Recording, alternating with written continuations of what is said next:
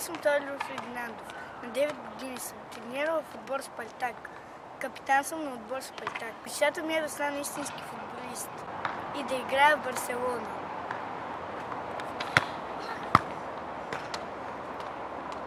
Градичка.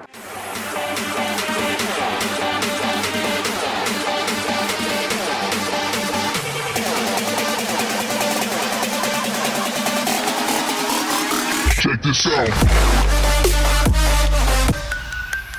Аз съм Георги Михайлов, на 9 години съм, тренирам в Ботев, играя десен халф, мечтата ми е да играя в Барселона.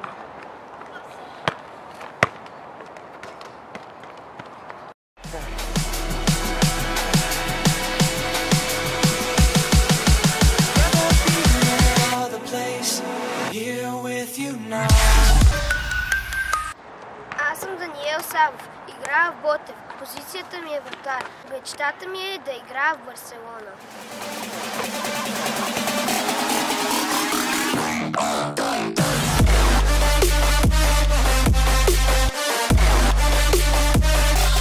Check this out.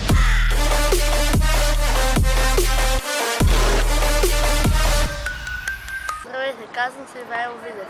Тренирам в Ботев Пловдив. Мечтата ми е да тренирам в Реал Мадрид.